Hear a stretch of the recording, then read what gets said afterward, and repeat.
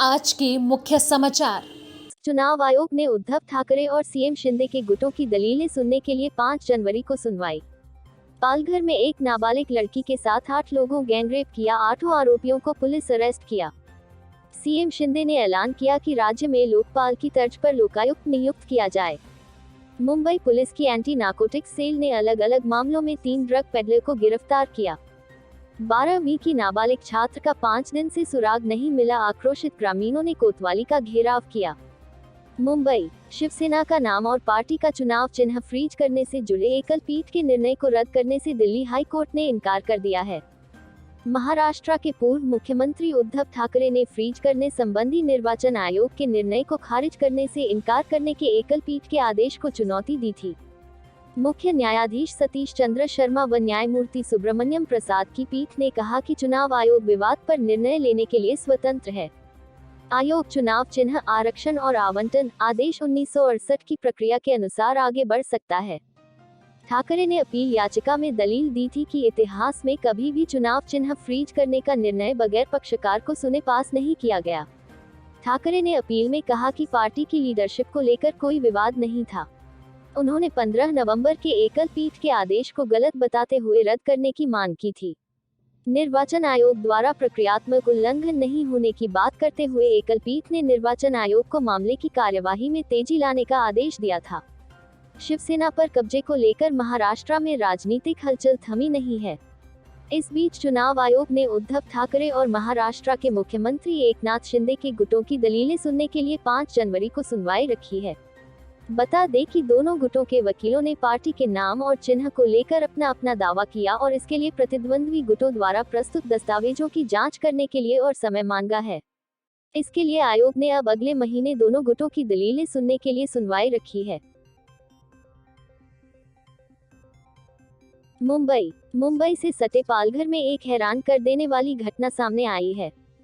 पालघर में एक नाबालिग लड़की के साथ 8 लोगों ने गैंगरेप किया। इन 8 आरोपियों को पुलिस ने 18 दिसंबर को गिरफ्तार कर लिया है। यह घटना 16 दिसंबर रात्रि 8 बजे व 17 दिसंबर सुबह 11 बजे के दरमियान घटी थी। तांत्रिक बाबा के यह लड़की मिली और आप बीती बताए और कहा कि 8 लोगों रेप किया है, जिसके पुलिस भारतीय दंड विधि की धारा 376 डी, ए 376, 366, 341, 342, 323, 504, 506 और पॉस्को एक्ट की धारा 4, 6, 8, 12 के तहत केस दर्ज किया गया है। इन आरोपियों ने नाबालिग लड़की को माहिम में समुद्र के किनारे एक बंगले में रखा था। पालघर के पुलिस अधीक्षक बाबा साहेब पाटिल के दिशा निर्देश पर कई पुलिस थानों की पुलिस ने रेप की गुत्थी सुलझाने में बड़ी कामयाबी हासिल हुई है। नाबालिग की शिकायत के मुताबिक आरोपियों ने समुद्र के किनारे ले जाने से पहले अपने गांव के एक सूने बंगले में उसके साथ बलात्कार किया। यहां से आरोपी उसे समुद्र के किनारे ले गए, जहां फिर से उन्होंने सामूहिक दुष्कर्म की वारदात को अंजाम दिया। शिकायत के बाद पुलिस ने आरोपियों के खिलाफ सतपथी थाने में मामला दर्ज कर कार्रवाई शुरू की। पालघर जिला ग्रामीण पुलिस के एक प्रवक्ता ने कहा, शनिवार को दर्ज कराई गई अपनी शिकायत में पीड़िता ने कहा कि आरोपियों ने 16 दिसंबर की रात 8 बजे से अगले दिन सुबह 10 बजे तक बारी बारी से वारदात को अंजाम दिया। पीड़िता ने बताया कि आरोपी उसे पहले माहिम गांव के एक सूने घर में ले गए, जहां उन्होंने बारी बारी से उसके साथ बलात्कार किया। बाद में वे उसे समुद्र के किनारे भी ले गए, जहां उन्होंने फिर से झाड़ियों में उसका यौन उत्पीड़न किया। पीड़िता की शिकायत पर पुलिस ने रविवार सुबह सभी 8 आरोपियों को गिरफ्तार कर लिया है। मुंबई, महाराष्ट्र के मुख्यमंत्री एकनाथ शिंदे ने ऐलान किया है कि राज्य में लोकपाल की तर्ज पर लोकायुक्त नियुक्त किया जाएगा। महाराष्ट्र कैबिनेट की बैठक में अन्ना हजारे कमेटी की रिपोर्ट को मंजूरी दी गई है। एकनाथ शिंदे ने कहा कि बिल इसी सत्र में लाया जाएगा और पास किया जाएगा। इस लोकायुक्त में मुख्यमंत्री, डीसीएम समेत सभी कैबिनेट मंत्री के अंदर होंगे। भ्रष्टाचार का दूर करने के लिए लोकायुक्त को कैबिनेट में मंजूरी मिली है। लोकायुक्त को लेकर ज्यादा जानकारी देते हुए उप मुख्यमंत्री देवेंद्र फडणवीस ने कहा कि मुख्यमंत्री और कैबिनेट को भी लोकायुक्त के दायरे में लाया जाएगा। भ्रष्टाचार निरोधक अधिनियम को इस कानून का हिस्सा बनाया जाएगा। लोकायुक्त में सेवानिवृत्त न्यायाधीशों समेत 5 लोगों की एक टीम होगी। देवेंद्र फडणवीस ने कहा कि अन्ना हजारे राज्य में लोकपाल एक्ट की तर्ज पर लोकायुक्त चाहते थे। इसी कारण जब हमारी सरकार थी, जब अन्ना हजारे की अध्यक्षता में एक कमेटी का गठन किया गया था।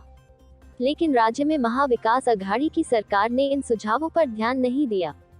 लेकिन जब हम सत्ता में आए हैं तो इस प्रक्रिया को आगे बढ़ाया जा रहा है।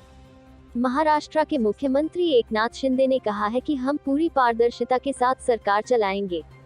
साथ ही उन्होंने कहा कि हम महाराष्ट्र को भ्रष्टाचार मुक्त बनाने की दिशा में काम करेंगे, इसलिए राज्य में लोकायुक्त कानून लाने का फैसला लिया गया है। अन्ना हजारे लगातार लोकायुक्त की मांग कर रहे थे। लोकायुक्त के जरिए मुख्यमंत्री के खिलाफ भी कार्रवाई की जा सकती है। महाराष्ट्र सरकार जो प्रस्ताव लेकर आने वाली है उसमें इसे शामिल किया गया है। मुंबई पुलिस की एंटी नार्कोटिक्स सेल ने 2 अलग अलग मामलों में 3 ड्रग्स तस्करों को गिरफ्तार किया है। मुंबई पुलिस की एंटी नार्कोटिक्स सेल की वली यूनिट ने मजगांव इलाके से एक नाइजीरियाई ड्रग पेडलर को गिरफ्तार किया है और उसके कब्जे से एमडी और मेथाम्फेटामाइन ड्रग्स जब्त किया है। अंतर्राष्ट्रीय बाजार में इसकी कीमत 35.30 लाख रुपए आंकी गई है। पुलिस ने ड्रग पेडलर पर एनडीपीएस एक्ट के तहत मामला दर्ज किया है। ड्रग तस्करी का एक दूसरा मामला मुंबई के बांद्रा से सामने आया है। मुंबई पुलिस की एंटी नार्कोटिक्स सेल की बांद्रा यूनिट ने 2 ड्रग्स तस्करों को गिरफ्तार किया है और उनके पास से 500 ग्राम एमडी ड्रग्स बरामद की है, जिसकी कीमत 1 करोड़ रुपए बताई जा रही है। दोनों तस्करों के खिलाफ एनडीपीएस एक्ट के तहत मामला दर्ज किया गया है और पुलिस आगे की जांच में जुट गई है। भारत सहित महाराष्ट्र में ड्रग्स तस्करी के मामले लगातार बढ़ते जा रहे हैं। 4 दिन पहले नार्कोटिक्स कंट्रोल ब्यूरो की मुंबई जोनल यूनिट ने एक अंतरराज्य मादक पदार्थ तस्करी रैकेट का भंडाफोड़ करते हुए 5 लोगों को गिरफ्तार किया था और उनके पास से 15 लाख रुपए की ड्रग्स जब्त की थी। 4 दिनों तक चले इस ऑपरेशन में एनसीबी के अधिकारियों ने मुंबई, ठाणे और नवी मुंबई में विभिन्न स्थानों पर छापे मारे और एक महिला सहित 5 व्यक्तियों के कब्जे से 1400 से अधिक कोडीन आधारित खांसी की दवाई, CBCS की बोतलें और 6000 नाइट्राजेपाम की गोलियां जब्त की थी। ड्रग्स तस्करी का गैंग केवल मुंबई में ही नहीं, पंजाब, असम और देश के अलग अलग राज्यों में भी सक्रिय है। National crime record bureau NCRB द्वारा जारी की गई एक रिपोर्ट के मुताबिक इस साल ड्रग्स तस्करी के मामलों में एनडीपीएस एक्ट के तहत सबसे अधिक मामले 10,432 उत्तर प्रदेश में दर्ज हुए हैं। इसके बाद दूसरे नंबर पर महाराष्ट्र 10,078 और 9,972 मामलों के साथ पंजाब तीसरे नंबर पर है। नोएडा जेवर कोतवाली क्षेत्र के गांव जेवर खादर उर्फ मढ़िया की रहने वाली कक्षा 12वीं की नाबालिग छात्रा का 5 दिन बाद भी सुराग नहीं मिलने से आक्रोशित ग्रामीणों ने शनिवार को कोतवाली पहुंचकर घेराव किया। जेवर कोतवाल मनोज कुमार सिंह को यह नागवार गुजरा। कोतवाल के बिगड़े बोल के 2 वीडियो इंटरनेट मीडिया पर वायरल हो रहे हैं। कोतवाल ने फरियादी से कहा कि लड़की गायब है तो मेरी जेब में थोड़ी है जो लाकर दे दूं। बात यही नहीं रुकी कि कोतवाल मनोज ने फरियादी व उसके परिचित को कोतवाली से भगा दिया। वो कहते हुए सुने गए, हट चल भाग यहाँ से। फरियादी कहता रह गया कि उसके समाज की लड़की गायब है तो कोतवाल ने कहा, समाज के ठेकेदार हो, भाग यहाँ से। दरअसल पीड़ित राकेश ने बताया कि उसकी 17 वर्षीय नाबालिग बेटी जेवर स्थित कन्या इंटर कॉलेज में कक्षा 12वीं की छात्रा है। उन्होंने बताया कि कानीगली का एक युवक उसे स्कूल आते जाते हुए परेशान करता था। उसकी वजह से 2 सप्ताह पूर्व पीड़ित ने अपनी बेटी को स्कूल जाने से रोक दिया।